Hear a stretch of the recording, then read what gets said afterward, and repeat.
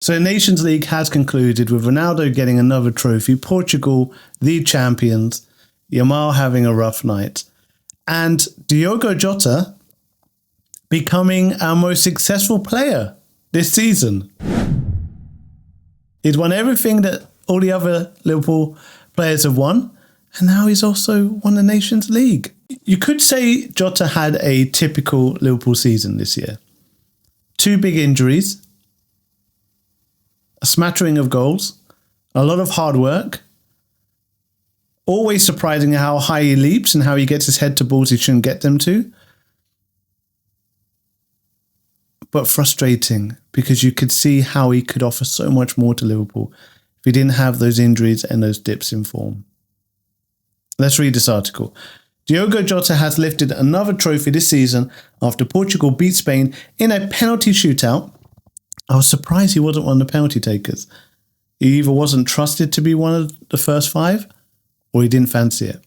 Jota's domestic season, again, interrupted by 2 different injuries, halting any momentum the 28-year-old sought to find in front of goal.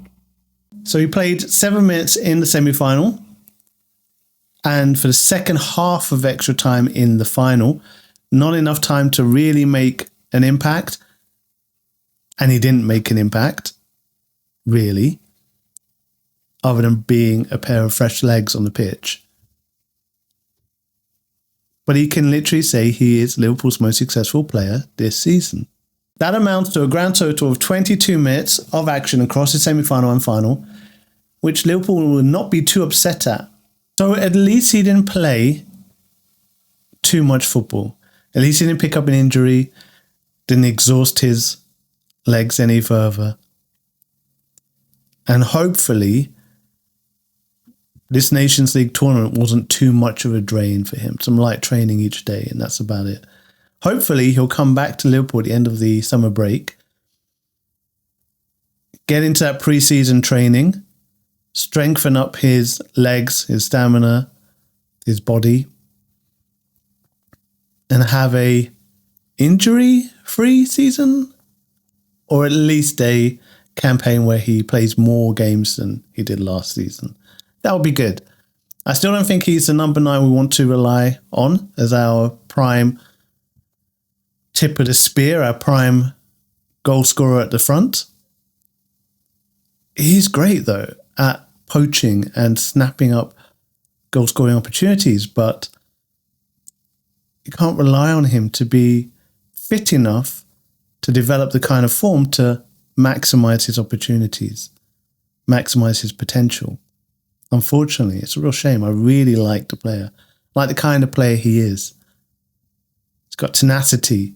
He's got an eye for goal. He can sniff out opportunities. His positioning play is really good. It's just he's always on the treatment table, isn't he? So what is Jota's future at Liverpool? There were doubts over Jota's future at Anfield at the back end of last season, with clubs from the Saudi Pro League interested. We are doing a bit of an overhaul, but how big that overhaul becomes, I'm not sure. Wirtz is coming in the attack. Shirky looks like he's going to Man City. Rumours of Diaz maybe leaving and possibly Rafael Leao, or someone else coming in, or Cody Gakpo becoming the main man on the left. No substantial rumours yet about a top-class number 9 with elite finishing who's rarely ever injured being looked at. That's a worry for me.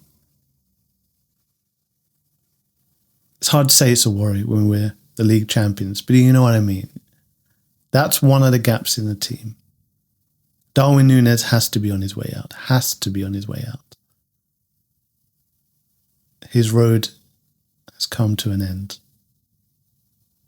As much as I like the guy, and I really do. I'm a big Darwin Nunez fan, but in terms of can he score enough goals for a number 9? No, he just doesn't.